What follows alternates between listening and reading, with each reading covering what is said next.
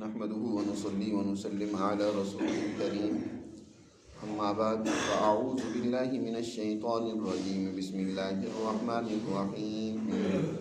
إن مثل عيسى عند الله كمثل آدم خلقه من تراب ثم قال له كن فيكون الحق من ربك فلا تكن من الممترين فمن حاجك فيه من بعد ما جاءك من العلم فقل تعالوا ندعو أبناءنا وأبناءكم ونساءنا ونساءكم وأنفسنا وأنفسكم ثم نبتهل فنجعل لعنة الله على الكاذبين إن هذا لهو القصص الحق وما من إله إلا الله وإن الله لهو العزيز الحكيم فإن تولوا فإن الله عليم بالمفسدين صدق اللہ العظیم۔ سورہ آل عمران سے لے کر یہاں تک کی ابتدائی آیات نجران کے نصارہ کا جو وفد نبی کریم صلی اللہ علیہ وسلم سے مذہب عیسائیت کے بارے میں بات چیت کرنے کے لیے آیا تھا، ان کے جواب میں یہ آیات مبارکہ نازل ہوئیں، جن میں حضرت عیسیٰ علیہ السلام کی کیا حقیقت ہے، ان کا کیا مقام اور منصب و مرتبہ ہے، اس کو بڑی تفصیل کے ساتھ اللہ نے بیان فرمایا ہے۔ اور اس حوالہ سے جو نصارہ کے اندر گمراہی پیدا ہو چکی ہے، قرآن مجید نے اس کی واضح نشاندہی کی ہے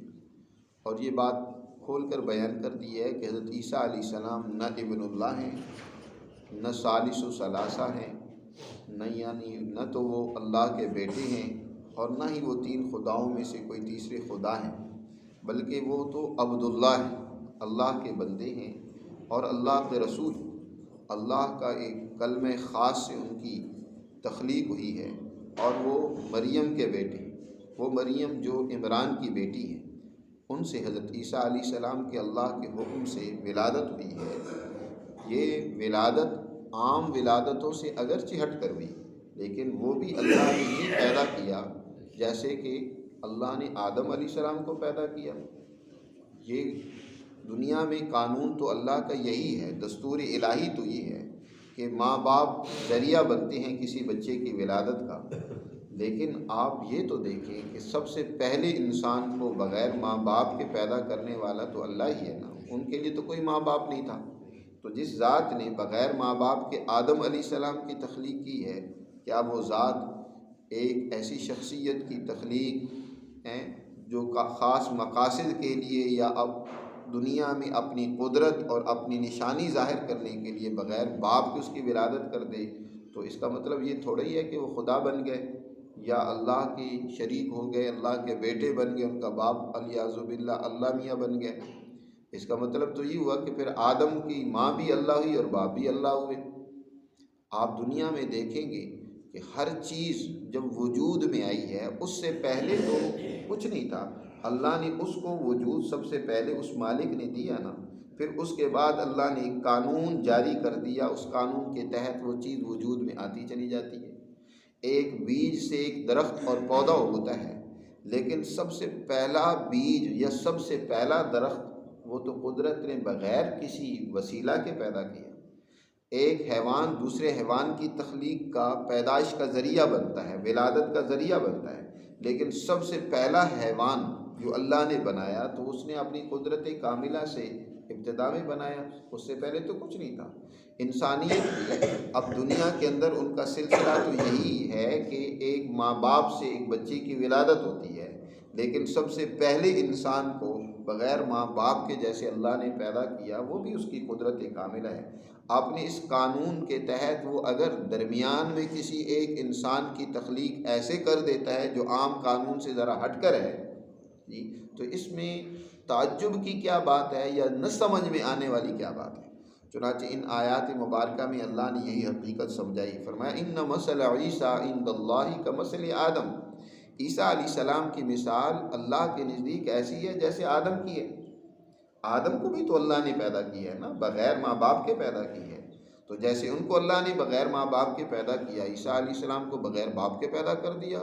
خلقہ من تراب، اللہ نے آدم علیہ السلام کو براہ راست مٹی سے بنایا۔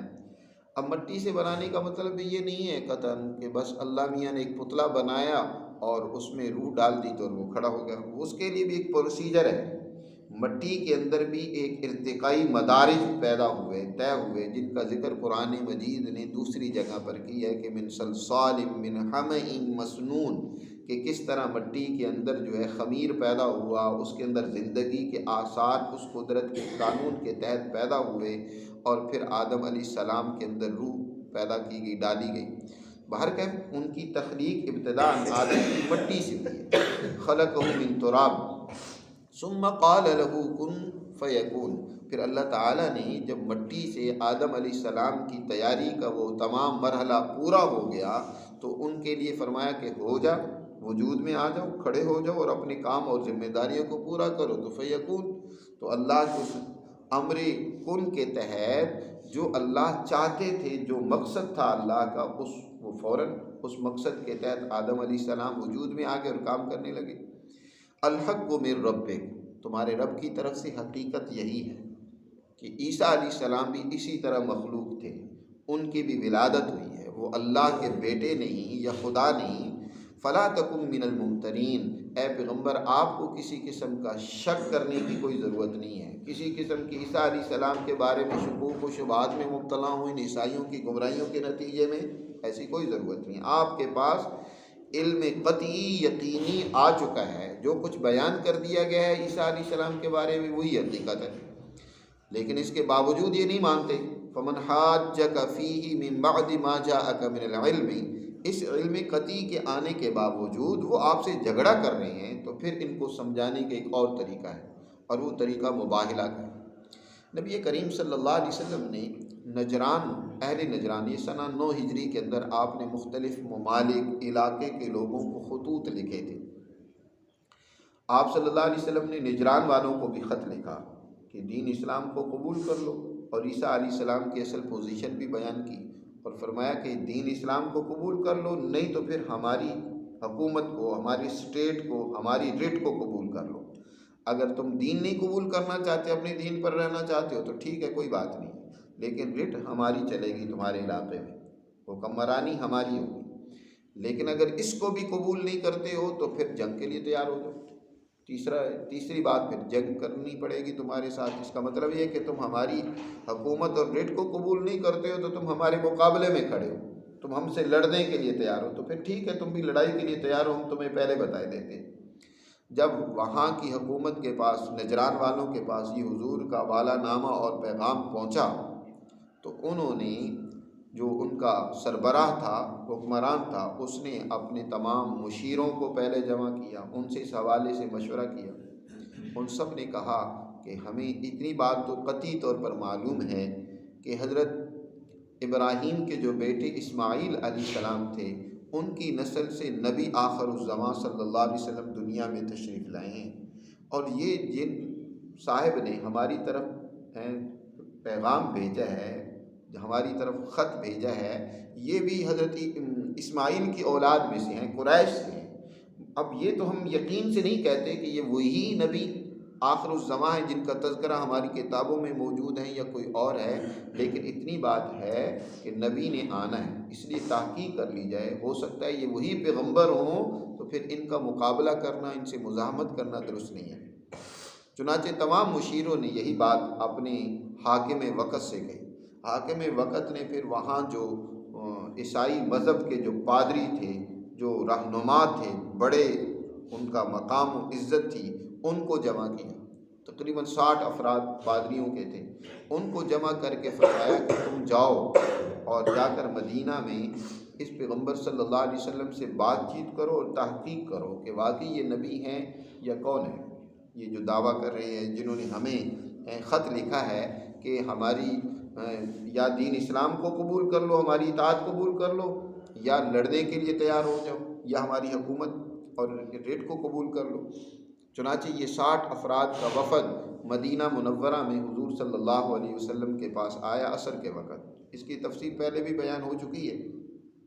ان کے 3 پادری جو تھے نا وہ بڑے درجے کے پادری تھے. ایک کا نام عاقب تھا، ایک کا نام سید تھا، اور ایک کا نام حارث بن علقمہ تھا، ابو الحارث بن علقمہ. یہ 3 بڑے پادری تھے. چنانچہ حضور صلی اللہ علیہ وسلم کی جب خدمت میں یہ پہنچے تو انہوں نے بڑے جبے اور بڑا اپنے آپ کو سجا دھجا کر، جیسے کہ ایک باروب لوگ ہوتے ہیں اس طریقے سے حضور صلی اللہ علیہ وسلم کی خدمت میں وہاں پہنچے. صحابہ کہتے ہیں کہ اس طرح کے جبوں کھبوں میں اور اس طرح بناؤ سنگھار میں ہم نے نہ پہلے کوئی وفد آتا ہوا دیکھا نہ بعد میں دیکھا. اس طرح یہ تیاری کے ساتھ ہے. آپ صلی اللہ علیہ وسلم سے ملاقات کے بعد آپ نے ان کو مسجد نبوی میں ہی ٹھہرایا. یہاں سے ایک بات تو یہ واضح ہو جائے کہ نبی پاک صلی اللہ علیہ وسلم نے رواداری کی مثال قائم کر دی. آج عبادت گاہوں کے اوپر جھگڑے اور لڑائیاں ہوتی ہیں، جی یہ ہماری عبادت گاہ ہے، اس میں کسی اور کو نہیں آنے دینا ہے، پابندی لگائی ہوتی ہے، یہ دیوبندیوں کی ہے اور یہ جو ہے اہل حدیثوں کی ہے تو یہ بریلویوں کی ہے، اس میں کوئی دوسرے فرقے والا یا دوسرے نظریے والا وہ یا دوسری جماعت اس میں نہیں آ سکتی. باہر ہی بورڈ لگے ہوتے ہیں. بعض مساجد میں تو یہاں تک لکھا ہوا ہوتا ہے کہ خبردار اس کے اندر جو ہے نا ہمارے طبقے کے علاوہ کوئی اور فرد نماز نہیں پڑھ سکتا، جماعت نہیں آ سکتی. آتی ہے تو پھر اس کو ذلیل کر کے نکالنے کی کوشش کی جاتی ہے. حضور صلی اللہ علیہ وسلم نے عیسائی مذہب کے پادری آئے ہیں، رہنما آئے ہیں، اور ان کو ٹھہرایا کہاں ہے؟ مسجد نبوی میں ان کو ٹھہرایا. ان کا خیمہ مسجد نبوی میں لگایا گیا، وہیں ان کو ٹھہرایا گیا. جب ان کی عبادت کا وقت ہوا اور انہوں نے حضور سے اجازت مانگی تو آپ نے فرمایا ٹھیک ہے تم اپنے طریقے کے مطابق یہیں مسجد نبوی میں عبادت کر لو. چنانچہ انہوں نے مشرق کی طرف رخ کر کے عبادت کی، قبلے کی طرف نہیں، بیت المقدس کی طرف رخ کر کے اپنی نماز بھی پڑھی اور جو طریقہ کار عبادت کا تھا وہ بھی کیا. مسلمانوں نے کسی کو اس کو عجوبہ نہیں سمجھا اور نہ ان کو روکا کہ یہ تم کیا کر رہے ہو. تو اللہ کی عبادت گاہیں اس کی عبادت کے لیے ہوتی ہیں، ان کو جھگڑے اور فتنے کی بنیاد نہیں بنانا چاہیے. آج افسوس یہ ہے زوال کے دور میں اہل حوث اور اہل اقتدار نے مذہبی طبقے کو یا مذاہب کو آپس میں لڑا دیا. مذاہب لڑائی کے لیے نہیں ہوتے، مذاہب تو انسانیت کی خدمت کے لیے ہوتے ہیں. دنیا کے اندر کوئی بھی مذہب وہ دنیا میں انسانیت کے حقوق کو پامال کرنے کی دعوت نہیں دیتا، نہ رشوت کی دعوت دیتا ہے، نہ ظلم کی دعوت دیتا ہے، نہ حرام خوری کی دعوت دیتا ہے، نہ دوسرے کا حق مارنے کی اجازت دیتا ہے. وہ تو دنیا میں عدل، امن، خوشحالی قائم کرنے کی دعوت دیتا ہے اور حکم دیتا ہے. تو آپ صلی اللہ علیہ وسلم نے ان کو یہاں ٹھہرایا. اس کے بعد آپ صلی اللہ علیہ وسلم سے انہوں نے ملاقات کی اور آپ سے سوالات کی حضرت عیسیٰ علیہ السلام کے بارے میں. تو آپ نے عیسیٰ علیہ السلام کے بارے میں یہ ساری تفصیلات جو اب تک بیان ہوئی ہیں سورہ آل عمران سے لے کر یہاں تک، یہ آیات اس موقع پر نازل ہوئیں اور آپ نے ان کے سامنے بیان کی کہ عیسیٰ علیہ السلام نہ الہ ہیں نہ ہی الہ کے بیٹے ہیں، وہ تو اللہ کے بندے ہیں. وہ ابن مریم ہیں، مریم کے بیٹے ہیں، اور مریم جو ہیں وہ بنت عمران ہیں، عمران کی بیٹی ہیں. اور ان کی ولادت کا سلسلہ جس طریقے سے ہوا وہ بھی قرآن نے بڑی تفصیل کے ساتھ بیان کی ہے پیچھے. تو قرآن مجید نے یہ تفصیل کے ساتھ انہیں سمجھایا، حضرت عیسیٰ علیہ السلام کا اصل مقام ان پر واضح کیا. لیکن اس کے باوجود وہ یقین تو ان کو آ گیا کہ حضور صلی اللہ علیہ وسلم نبی آخر الزماں ہے، لیکن ابھی ماننے کے لیے تیار نہیں ہے، مخمصے میں ہے جی. تو حضور صلی اللہ علیہ وسلم نے پھر آخری بات ان سے کہی، مباہلہ کی انہیں دعوت دی، جس کا یہاں قرآن نے ذکر کیا ہے. آپ صلی اللہ علیہ وسلم نے فرمایا کہ دیکھو اب بھی اگر تمہیں یقین نہیں آتا میری بات کا، جو میں نے تمہارے سامنے بات کہی ہے، تو پھر ایک اور طریقہ ہے، آؤ اس پر عمل کر لیتے ہیں. وہ یہ ہے کہ ہم کھلے میدان میں ہم بھی آتے ہیں، میں اپنے بیٹوں کو، اپنی عورتوں کو، اور ہم خود اس میدان میں آتے ہیں. تم بھی آ جاؤ، اپنے بیٹوں کو بھی تم بلا لو، اپنی اولادوں کو بلاؤ، اپنی بیویوں کو بلاؤ، تم بھی آؤ، اور ہم اللہ کے حضور گڑ گڑا کر دعا کرتے ہیں.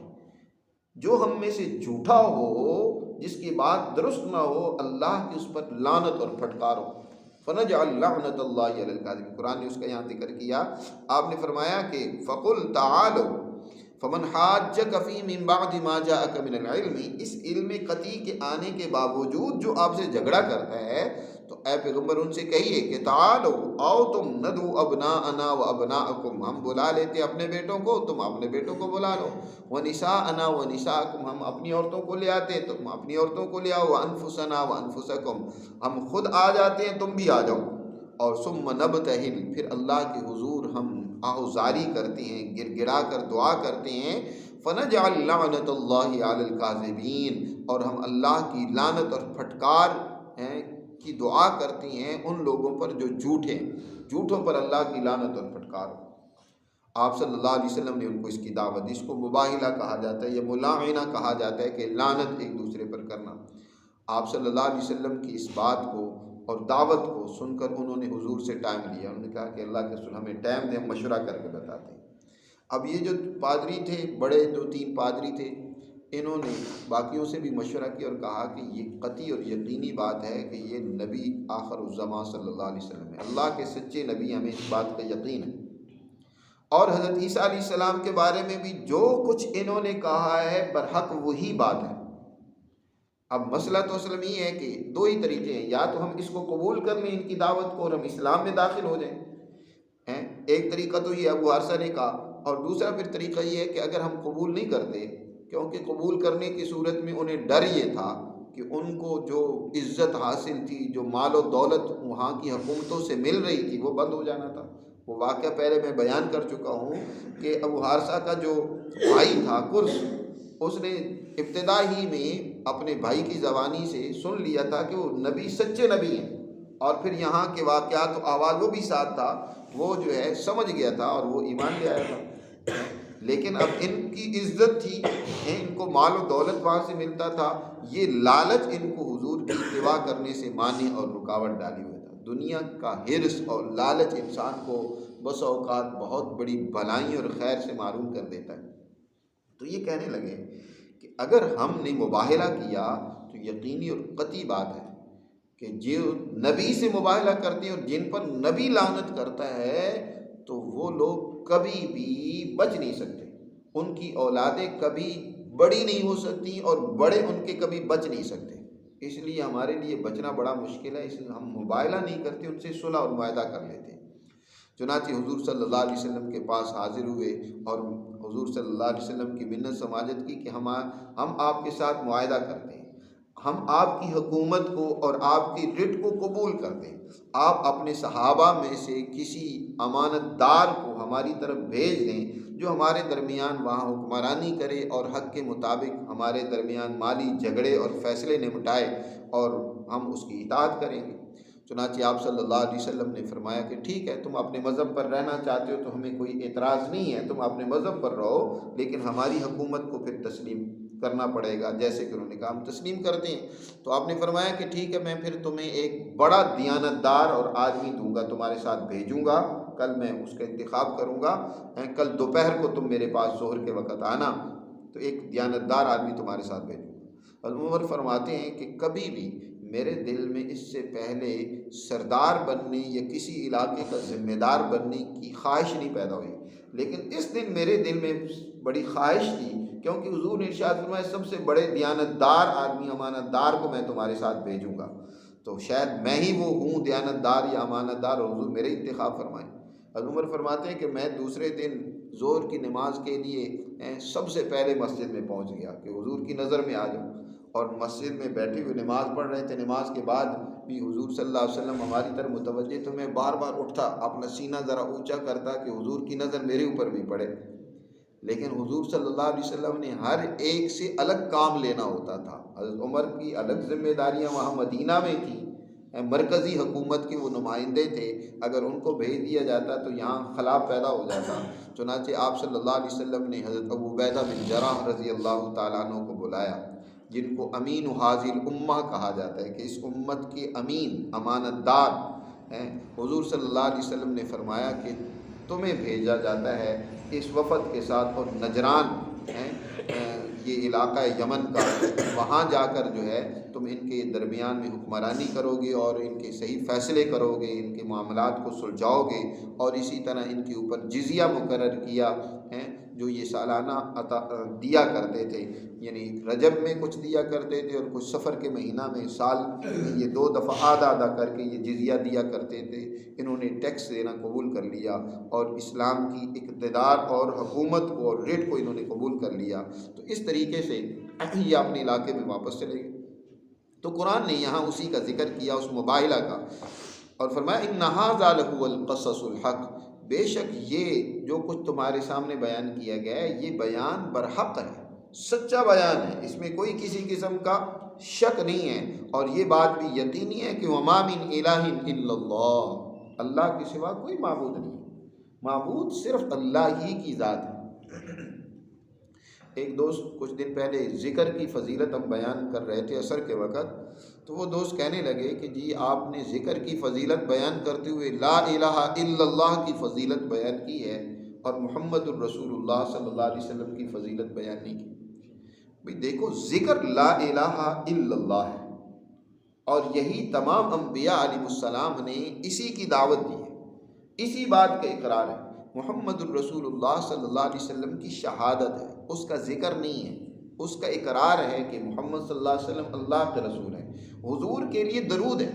خود حضور نے ارشاد فرمایا میرے اوپر درود بھیجا کرو، اللہم صلی علی محمد وعلی آل محمد۔ اس لیے جب ذکر کرنا ہے تو وہ لا الہ الا اللہ کا ذکر کرنا ہے، دل میں اس بات کا یقین پیدا کرنا ہے کہ اللہ کے سوا کوئی معبود نہیں ہے، جیسے یہاں قرآن کہتا ہے وما من الہ الا اللہ، اور یہ بات یقین سے جان لو کہ اللہ کے سوا کوئی معبود نہیں، معبود برحق وہی ہے، کوئی نبی ہو، کوئی ولی ہو، کوئی کتنی اونچے منصب پر فائز ہو جائے، اللہ نے اس کو وہ منصب عطا کیا لیکن وہ اس کی خدائی میں شریک نہیں ہے، وہ الہ نہیں ہے، وہ معبود نہیں ہے، وہ اللہ کا بندہ ہے۔ حضور صلی اللہ علیہ وسلم نے بھی فرمایا میں اللہ کا بندہ ہوں، انی عبد اللہ و رسولہ، میں اللہ کا بندہ ہوں، مجھے اس نے اپنا رسول اور نمائندہ بنایا ہے، میں اسی کا نمائندہ ہوں، میں اسی کا بندہ ہوں، میں خدا نہیں ہوں۔ اور یہی پوزیشن حضرت عیسیٰ علیہ السلام کی واضح کی ہے کہ حضرت عیسیٰ علیہ السلام وہ اللہ کے بیٹے یا خدا نہیں ہیں بلکہ وہ اللہ کے بندے ہیں۔ وما من الہ الا اللہ وان اللہ لہو العزیز الحکیم، اور بے شک اللہ ہی غالب ہے، حکمت کا مالک ہے، حکمت و دانائی دینے والا ہے۔ فإن تولوا، پھر اگر وہ اس حقیقت کو ماننے سے منہ موڑیں، اس کو قبول نہ کریں، پھر جان لو کہ فإن اللہ علیم بالمفسدین، کہ بے شک اللہ فسادیوں کو خوب جانتا ہے۔ تو جو اللہ کی وحدانیت کو نہیں مانتا، اس دنیا کا جو روح ہے، اس دنیا کی جو روح اور فلسفہ ہے وہ توحید باری تعالیٰ ہے، اس کائنات کی روح رواں۔ یاد رکھو جب بھی توحید میں بگاڑ پیدا ہوگا دنیا کے اندر گمراہی اور فساد پھیلے گا۔ یہ جتنا بھی دنیا میں فساد پھیلتا ہے اس کی بنیاد در حقیقت شرک ہی ہے، اس لیے شرک کو ظلم عظیم قرار دیا گیا، شرک کو فساد قرار دیا گیا، کیونکہ جو اللہ کو مانتا ہے، اس کی وحدانیت کو تسلیم کرتا ہے، وہ اس بات کو بھی یقین سے مانتا ہے کہ یہ ساری مخلوق اللہ کی ہے، اللہ نے اس کو پیدا کی ہے، یہ مخلوق بلا تفریق، رنگ، نسل، مذہب، سب کا خالق کون ہے؟ اللہ ہے۔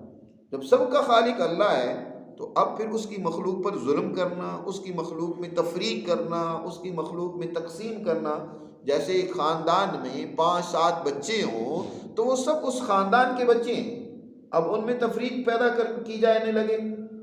کسی کو تو بچہ سمجھا جانے لگ پڑے اور کسی کو بچہ ہی نہ سمجھا جانے لگے، کسی کو تو بہت نوازا جائے اور کسی کو دھتکار دیا جائے، کسی پر تو ظلم کیا جائے اور کسی کے ساتھ پیار کیا جائے، ایسا تو نہیں ہو سکتا۔ وہ سب خاندان سے اگر تم محبت کرتے ہو، اس کے سربراہ سے محبت کرتے ہو، تو وہ سارا خاندان جو ہے وہ اسی سربراہ کے نیچے آتا ہے۔ تو اللہ کو جب کوئی انسان مان لیتا ہے، اس کی وحدانیت پر یقین رکھتا ہے، تو وہ انسان کبھی بھی اس کی مخلوق پر ظلم نہیں کر سکتا۔ اس لیے علماء نے اس حقیقت کو واضح کی ہے کہ خدا پرستی کا لازمی نتیجہ انسان دوستی کی صورت میں نکلنا چاہیے۔ اگر خدا پرست انسان کے اندر انسان دوستی کا جذبہ نہیں ہے تو اس کی خدا پرستی جھوٹی ہے، اس نے اللہ کی پرستش کی ہی نہیں، اللہ کی وحدانیت کو تسلیم ہی نہیں کیا۔ تو یہ فساد پیدا کرنا یہ اس کے نتیجے میں فساد، اس دیکھو نا یہاں فرمایا کہ جو اللہ کی اس توحید اور وحدانیت سے انحراف کرتا ہے تو وہ فسادی ہیں، اور اللہ ایسے فسادیوں کو خوب جانتا ہے۔ فإن اللہ علیم بالمفسدین، اللہ خوب جانتا ہے جو دنیا میں فساد کرنے والے ہیں، اور پھر ایسے لوگوں کی سزا کے لیے اللہ نے سچی جماعت، مسلمان جماعت کو نبی کریم صلی اللہ علیہ وسلم کی اتباع میں آپ صلی اللہ علیہ وسلم نے انہیں طاقت و قوت دی ہے اور دینا شروع کر دی۔ اب یہ دنیا میں ایسے فسادیوں کو ان کے فساد کا مزہ چکھائیں۔ تو سب سے بڑی سزا تو یہ تھی کہ انہوں نے اب مسلمانوں کے اقتدار اور غلبے کو تسلیم کر لیا، جزیہ دینا قبول کر لیا۔ یہ بڑی ذلت کی بات ہوتی ہے، خود ذلیل ہیں، فسادی ہیں نا، تو اس کے نتیجے میں پھر ذلت قبول کرنی پڑے گی۔ قرآن نے خود فرمایا دوسری جگہ پر وَقَاتِلُوا الْمُشْرِكِينَ، ان مشرکوں اور کافروں سے قتال کرو حتیٰ یعطوا الجزیۃ عن ید وہم صاغرون، وہ ذلیل ہو کر جزیہ دینا قبول کر لیں، ٹیکس دینا قبول کر لیں، یعنی تمہاری اقتدار کو قبول کر لیں، تمہاری رٹ کو قبول کر لیں۔ تو آج تو ہم جزیہ دوسروں کو دیتے ہیں، آج ہمارا حال یہ ہے کہ ہم کیا ہے، سود دوسروں سے لیتے ہیں اور ان کو سود پر جو کچھ کمایا ہوتا ہے دے دیتے ہیں، دوسروں کو دے دیتے ہیں۔ آپ کے اب حال تو جو بنا ہوا ہے اس وقت، IMF آیا ہوا ہے، ان کے نمائندے آئے ہوئے ہیں، اور وہ جو شرائط تم پر لاگو کرتے ہیں تمہیں ماننی پڑتی ہیں۔ وہ کہتے ہیں کہ بھئی اس جگہ پر ٹیکس لگاؤ عوام پر، ان کا خون نچوڑو اور نچوڑ کر ہمیں پیسہ دو جی، پیٹرول کے ذریعے، بجلی کے بلوں کے ذریعے، مختلف طریقوں سے ان کا خون نچوڑو اور نچوڑ کر ہمیں دو، ہمارے قرضے ادا کرو۔ تو آپ کو مجبوراً کرنا پڑتا ہے، ان کی بات ماننی پڑتی ہے۔ تو یہ ذلت ہوتی ہے، یہ پستی ہوتی ہے کہ کوئی قوم اپنے فیصلے اپنی مرضی سے نہ کر سکے، دوسروں کی رحم و کرم پر ہو، تو یہ اللہ کی طرف سے عذاب ہوتا ہے، جو آج ہمیں اللہ کی تعلیمات سے انحراف کرنے کے نتیجے میں فرمایا فَإِن تَوَلَّوْا، اگر اللہ کی تعلیمات سے یہ انحراف کریں گے تو پھر فسادیوں کو اللہ خوب جانتا ہے کہ کیسے ان کو سزا دینی ہے، پھر اللہ ایسوں کو سزا دیتا ہے۔ اللہ ہمیں سمجھ نصیب فرمائے اور اپنے احکامات پر عمل کی توفیق۔